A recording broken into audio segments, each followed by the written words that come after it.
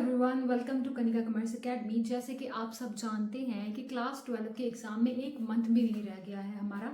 तो आज हम डिस्कस करने वाले हैं कि क्लास 12 की जो बिजनेस स्टडी है उसमें से इम्पॉर्टेंट टॉपिक कौन कौन से हैं, चैप्टर वाइज कितना कौन सा चैप्टर कितनी वेटेज होल्ड करके रखता है। चलिए बिना टाइम वेस्ट करिए जल्दी से स्टार्ट करते हैं। पहले यूनिट है जिसमें आपके 3 चैप्टर आ जाती हैं। ये पहला यूनिट जो है आपका कम से कम 16 मार्क्स, 1-2 मार्क इधर उधर हो सकता है, तो अगर सिलेबस के अकॉर्डिंग माना जाए तो 16 मार्क्स को होल्ड करके चलता है। पहला चैप्टर आ जाता है इसमें nature and significance of management, जो कितने मार्क्स की वेटेज रखता है, 5 to 6 मार्क्स की वेटेज रखता है।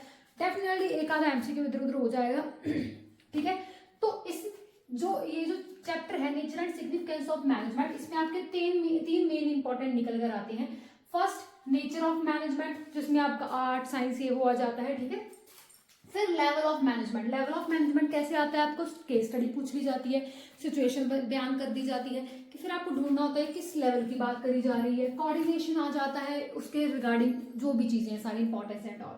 तो 3 मेन इंपॉर्टेंट निकल कर आते हैं पहले चैप्टर में से। याद रखिएगा, अगर मैं आज जो भी टॉपिक आपको बता रही हूँ आपने बस इतना कर लिया ना, बहुत है, बहुत है, बहुत से भी ज्यादा है। ठीक है, क्योंकि पिछले अगर एग्जाम्स को एग्जामिन करें, बोर्ड के जो एग्जाम है, तो ये यही टॉपिक है जो बार बार रिपीट पे आ रहे हैं। तो ये इंपॉर्टेंट टॉपिक है, इनको छोड़ने की गलती तो मत करिएगा।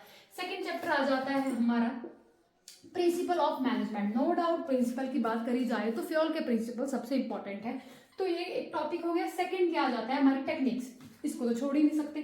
थर्ड चैप्टर आ जाता है हमारा बिजनेस इन्वायरमेंट। सॉरी मैं बताना भूल गई, ये जो प्रिंसिपल ऑफ मैनेजमेंट है ये भी 5 to 6 मार्क्स की वेटेज रखता है, और ये जो बिजनेस एनवायरमेंट है ये 4 to 5 मार्क्स की वेटेज रखता है। बिजनेस एनवायरमेंट में 2 ही मेन टॉपिक निकल कर आते हैं। देखने को चैप्टर बहुत बड़ा लगता है पर ऐसा है नहीं। पहला टॉपिक आ जाता है इंपॉर्टेंस क्या है, सेकंड आपकी इसकी डायमेंशन, 4-5 डायमेंशन करके जाइएगा। ठीक है, भूल कर मत जाइएगा ये चीजें भी।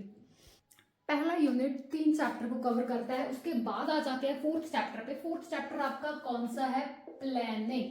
प्लानिंग में बेसिकली आपके 2 ही मेन टॉपिक निकल के आते हैं, एक आपका टाइप लिमिटेशंस और एक आ जाता है आपका टाइप्स ऑफ प्लानिंग। ठीक है, ये कितने मार्क्स को होल्ड करता है, 7 मार्क्स को होल्ड करता है। उसके बाद में आ जाते हैं ऑर्गेनाइजिंग, चैप्टर नंबर 5, जो अगेन 2 इंपॉर्टेंट टॉपिक्स हैं, very very important. Delegation and decentralisation हर साल आता ही आता है, इस पे आगे तो आप स्टार लगा लो तो बहुत अच्छा होगा। हर साल आता ही आता है, बच्चे हर साल इसमें फंसते हैं, तो अच्छे से करके जाइएगा इसके कंसेप्ट को। उसके बाद फंक्शनल एंड डिविजनल स्ट्रक्चर, ये चैप्टर काफी थोड़ा सा लेंथी है, तो ये 2 मेन टॉपिक निकल कर आती हैं। 7 मार्क्स को ये होल्ड करता है। अगर आपने ध्यान दिया हो, मैंने ना प्रोसेस लिखाई है यहाँ पर, मैंने यहाँ पर ऑर्गेनाइजिंग की प्रोसेस लिखाई है। क्यों? क्योंकि इस चैप्टर में और भी बहुत सारे इंपॉर्टेंट टॉपिक है। प्रोसेस वो ज्यादा से ज्यादा क्वेश्चन पेपर में एक बार पूछेगा। ठीक है, तो वो आ जाती है आपकी कंट्रोलिंग में, वो हम वहां पर डिस्कस कर लेंगे। 6th चैप्टर आ जाता है आपका स्टाफिंग। स्टाफिंग में सबसे ज्यादा इंपॉर्टेंट क्या आता है आपका, सोर्सेज ऑफ रिक्रूटमेंट और इंपॉर्टेंस ऑफ ट्रेनिंग, जो कितने मार्क्स को होल्ड करता है, 6 to 8 मार्क्स को होल्ड करके चलता है। उसके बाद डायरेक्टिंग, अगर आप देखें मैंने इसके सामने मार्क्स लिखे हुए 8 to 10। अभी तक हमने इतने चैप्टर देखे, कोई भी चैप्टर इतने मार्क्स होल्ड नहीं करके चल रहा था, तो आप इसकी वेटेज के अकॉर्डिंग समझ सकते हैं कि डायरेक्टिंग चैप्टर कितना इंपॉर्टेंट है। छोड़ने की गलती तो मत ही करिएगा। उसके बाद सबसे इंपॉर्टेंट यहाँ पर आपको क्या देखने को मिलेगा कि टाइप ऑफ इंसेंटिव क्या है, लीडरशिप वाला टॉपिक आ जाता है मेन इसमें। फिर कम्युनिकेशन बैरियर आ जाते हैं। कम्युनिकेशन बैरियर में भी सबसे ज्यादा इंपॉर्टेंट कौन सा आ जाता है आपका, सिमेंटिक वाला आ जाता है, या फिर इन बैरियर्स को रिमूव कैसे किया जाता है। तो ये चैप्टर बहुत इंपॉर्टेंट है।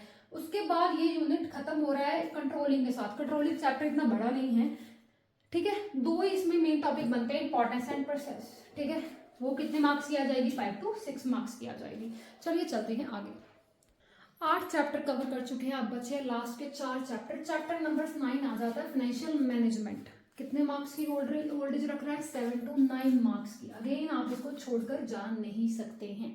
ठीक है, ठीक है, इसमें 3 ही आपके मेन टॉपिक बनते हैं। पहला डिविडेंड डिसीजंस आ जाएगा, सेकंड कैपिटल स्ट्रक्चर आ जाएगा, एक न्यूमेरिकल 4 नंबर के आसपास का आपको देखने का मिलेगा कैपिटल स्ट्रक्चर का, छोड़कर मत जाइएगा, 4 नंबर गवा लेंगे। उसके बाद फिक्स्ड एंड वर्किंग कैपिटल आ जाती है, टोटल 7 to 9 मार्क्स की वेटेज है। उसके बाद फाइनेंशियल मार्केट। फाइनेंशियल मार्केट में 2 ही चीजें आ रही है, एक सेबी आ रहा है, एक स्टॉक आ रहा है। उसकी इंपॉर्टेंस देख लीजिए, फंक्शन देख लीजिए, कितने की होल्डेज है इसकी, 6 to 8 मार्क्स की होल्डेज है। अब भी डायरेक्टिंग के बाद सबसे बड़ा चैप्टर है, जो बुक का भी सबसे बड़ा चैप्टर, मार्केटिंग मैनेजमेंट, और मार्क्स भी सबसे ज्यादा होल्ड कर रहा है 9 to 10।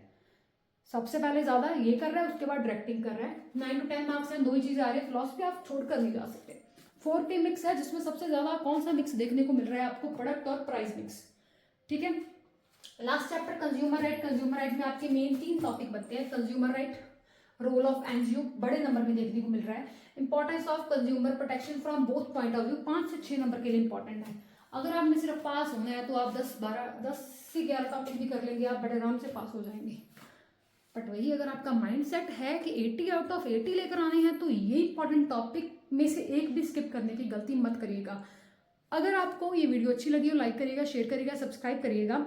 अगर किसी और चैप्टर को आपने ऐसे ही देखना है, उसके मार्क्स, इंपॉर्टेंट टॉपिक्स के, तो आप नीचे कमेंट सेक्शन में ज़रूर बता के जाइएगा। Thank you so much.